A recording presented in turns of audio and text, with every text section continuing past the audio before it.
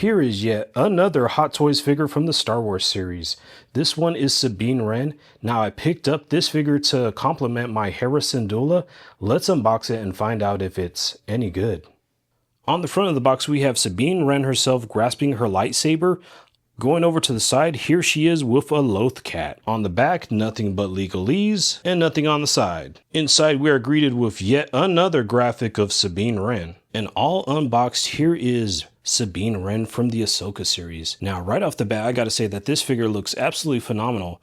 I did buy here to complement my Hera Syndulla, and the reason why I bought Hera Syndulla and Sabine Wren is not only because I love Star Wars, but because I needed a little bit of color in my display. And these two will definitely fit the bill. Check out this armor. I gotta say, this is an absolutely phenomenal head sculpt. Check out that sculpting on the hair. One thing I'm not too fond about is that they cut the sculpt right underneath her ear. I feel like they should just really go underneath the head. Underneath the ear, and that will look much better. Whether or not that's possible, I don't know. Of course, I'm not a toy engineer, but I wish they could pull that off. Otherwise, absolutely freaking phenomenal. Look at this armor. Beautiful. I do like this belt. Looks freaking awesome. With the crisscross shape, you have the metal buckles. Of course, she comes with lightsabers. We're going to throw those in there real quick in a second. Check out her gauntlet with all this digital display work. On the other side, we see the same. Knee pads to her shin guards, looking like a WWE wrestler. I absolutely love it.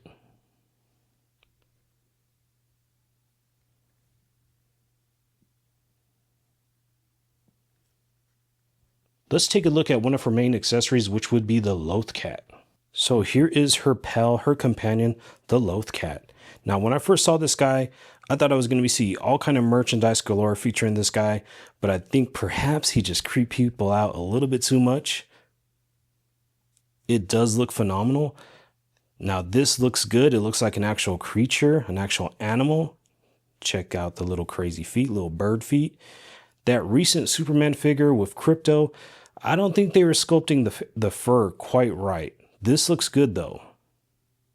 Check out the paintwork with the little dots. Creepy little guy. Kind of cute though. Here are one of her two blasters. This one is in a gold yellow trim. Check out the grip on that thing. Nice details. And here is the counterpart. This time in blue, a navy blue with a slight metallic sheen. Now here is her holo projector, this time in color. Now, if you remember from the show, this is the guy that she was searching for. I know that this is not exactly the most beloved show, but I did enjoy it for the most part. Here is her lightsaber. This is the one that doesn't come with the cord for powering up. The other one is exactly the same. It just has a cord. And here's that lightsaber. Check out this little metal ring right here. It's a little triangle for hooking on the belt. That is a very cool detail. She does come with quite a few hands. Here's one. This one is a blaster grasping hand. Here is a closed fist hand. Well, partially closed, actually. There's where you insert the peg. Here is the base for Sabine Wren. Now, this is going to be your typical Star Wars base with that grid pattern on top and the metallic nameplate stating the name of the character, which in the case, of course, is Sabine Wren. Very standard base plate. I don't have any problems with it. It's not phenomenal. We've seen it time and time again. And I guess until we complain, they're going to keep doing it. I don't really have a problem with it, though, to be honest with you. Kind of like these. But this is something I do not like. A freaking waist grabber. Why do they keep doing this? Crotch grabbers only, please. I hate these. These pinch the figures. Here are her lightsaber blades. One whooshing, one static. We've seen this numerous times again. This is to be expected with your Star Wars figures. At least the color of the green is super vibrant. It looks very good. So let's go ahead and take a look if this thing has nice flexibility.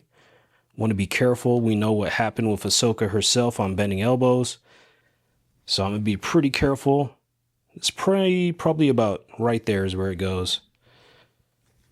Probably going to give this this character here a static pose because I'm running out of space in my display, so I'm not going to be doing anything too dynamic with her. Just some casual poses. The knees, double bend at the knee. Got tread underneath on the foot. And I know we do have movable eyes. And of course, I cannot forget this. Here is the helmet sculpt, and it comes with some cloth for the neck right here. And I got to say, it looks phenomenal. I do have the Hasbro Black Series helmet, the life-size one. That one is freaking awesome. I love it. So here is its counterpart in 1/6 scale. Lots of detail, lots of, I guess you could say, like slight damage. Looks very realistic. Nice gloss on the visor. Now this does rotate down. The scope. And here we go. Swapped out the head sculpt. All ready for battle. Just like a true Mando.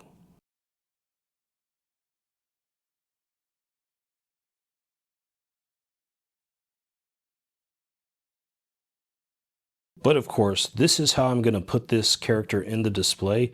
That head sculpt is simply too good and the hair too vibrant. I can't resist. This is how she is going to be displayed. And here we have a full 360 of Sabine Wren with her Loth cat.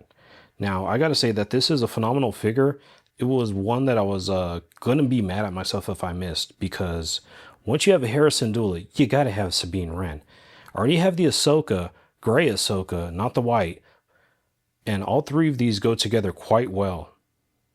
Now it's time to throw in a few alternative poses. This time I'm going to start off with the holo projector.